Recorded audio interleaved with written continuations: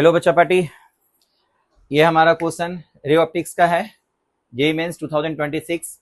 इस तरह का क्वेश्चन हम लोग बहुत बार क्लास में भी प्रैक्टिस कर लिए हैं। यहाँ क्वेश्चन क्या दिया हुआ था, एक ऑब्जेक्ट को यहाँ पर रख दिया गया, इस ऑब्जेक्ट का लेंथ बता दिया तुम लोगों को कितना 10 centimetre in front of a concave mirror का फोकल लेंथ का वैल्यू भी दिया हुआ 10 सेंटीमीटर।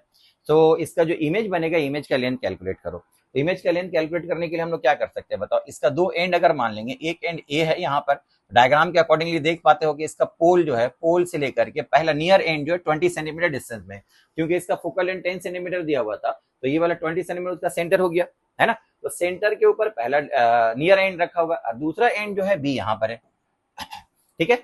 तो ये ऑब्जेक्ट सेंटर के बाहर रखा हुआ, तो इसका इमेज ऑब्वियस है कि सेंटर के अंदर बनेगा, और सेंटर के अंदर जब इमेज बनेगा तो उसका साइज छोटा होगा, तो इसका साइज जो होगा यहाँ से लेकर के यहाँ तक होगा। सपोज ये होगा, तो ये ए हो गया, ये बी हो गया, बी एंड यहाँ पर हो गया। तो बी एंड का डिस्टेंस यहाँ से कितना, अगर ये निकाल लेंगे तो हम लोगों को इमेज का लेंथ पता चल जाएगा।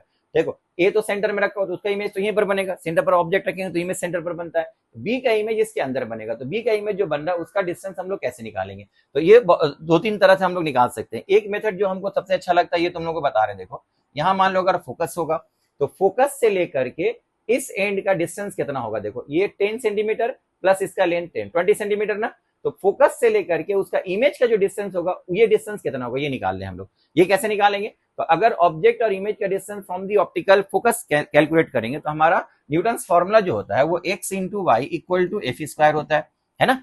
तो यहाँ x जो होगा फोकस से लेकर के इस एंड का distance, that is equal to 20 centimetre. तो ये अगर हम लोग 20 लिखते हैं, 20 और y ये हो गया, और f का वैल्यू दिया हुआ था तुम्हारा 10 सेंटीमीटर, तो 10 का स्क्वायर कर दो, यहाँ पर 100 होगा, तो y का वैल्यू हो गया तुम्हारा 5 सेंटीमीटर।